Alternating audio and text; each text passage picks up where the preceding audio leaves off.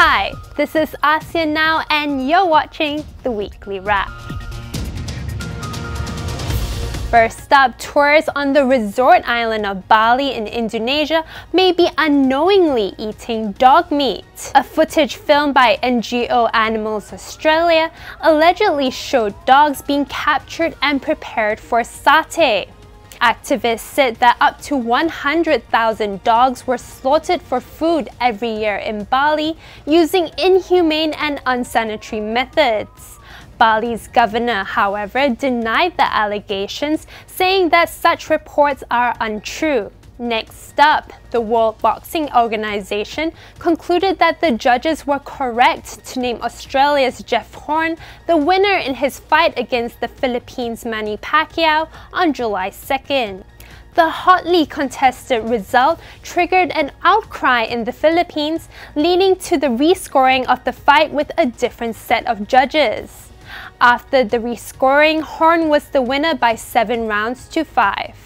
Over in Malaysia, the mother of a student who passed away following alleged abuse by the school's assistant warden is not convinced that her son had died of leptospirosis. The latest post-mortem report revealed that 11-year-old Mohammed Takif Amin Mohammed Gaddafi died due to leptospirosis and other complications. His mother is seeking legal advice following the report. Police, on the other hand, said the case is no longer classified as murder and that they would re-examine and reclassify the case. In Singapore, an unofficial photo of finalists in a beauty pageant has brought out the ugly side of some netizens. There were comments on the 19 women being labeled as ugly and not pretty enough, with some even questioning if they looked Singaporean. The contestants were upset over such comments, but said that they had no control over social media comments. Lastly, a television commercial of an Indonesian ice cream brand, Indo Ice Cream, has gained worldwide attention for their quirky and unique ad. The commercial hit close to 2 million views and was one of YouTube Indonesia's trending videos. Many viewers praised the brand for injecting humor in the ad's historical drama setting by including modern inventions like a walkie-talkie, iPhone, Google Maps, and a refrigerator. That said, I got to get me one of those cool iPhone casings. We now head over to Bangkok with our Thailand partner Nation TV for the latest roundup from the Northern ASEAN region. And here in Thailand, netizens in the country are making a big deal over the photographs that show staff of a convenience store cooking fresh omelets in the store in Bangkok. With popular convenience store chain like 7-Eleven selling freshly cooked omelets in the stores, some netizens are even more concerned for the livelihood of local shops and street vendors.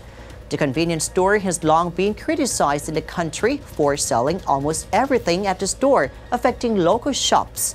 So pictures of fresh omelets sold at 29 baht or less than $1 seemed to have sent out panic amongst netizens as the photographs went viral on social media overnight. And now turning to Myanmar, as tourists counting on taking signature photos of hot air balloon above ancient Burmese pagodas will be disappointed to learn that climbing the temples of Bagan is soon to be phased out.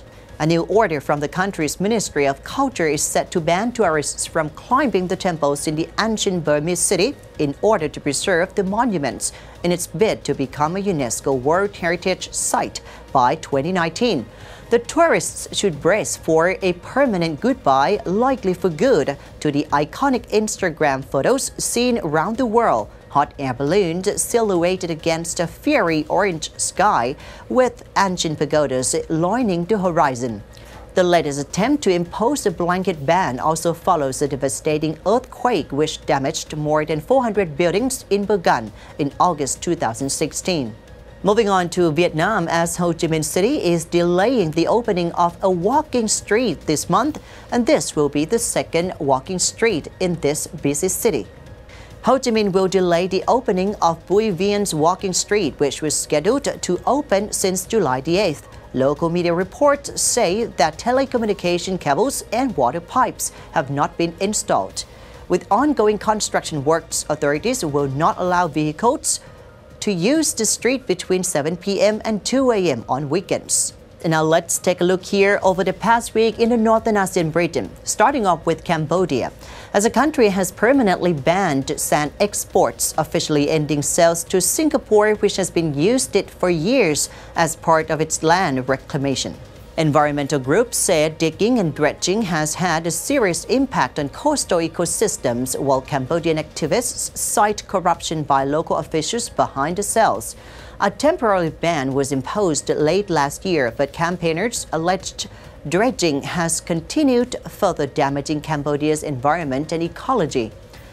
According to UN figures, Singapore has imported more than 72 million tons of sand from Cambodia since 2007. And our last story is also here in Thailand, as a family of 4 from Laos has impressed Thai netizens with their visit to the royal funeral in Bangkok to pay homage to the late monarch of neighboring Thailand. The story is told in a Facebook registered to a Thai senior policeman, Police Colonel Torsak Sukwimon, who met with the family at the funeral held inside the Grand Palace. The officer quotes the father as saying that the family was following a dream of the son who is an avid admirer of the King Rama IX, who passed away on October 13 last year. The royal funeral will be held on October 26th, which is announced a public holiday.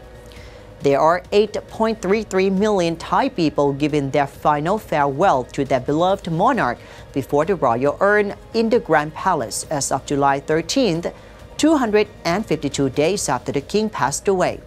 And that's it for this episode of ASEAN Wrap from the Northern ASEAN region. This has been Satapat Patong. Now back to you, KL. Thank you, Bangkok, and thanks for watching. I'm Victoria Brown. Have a pleasant weekend.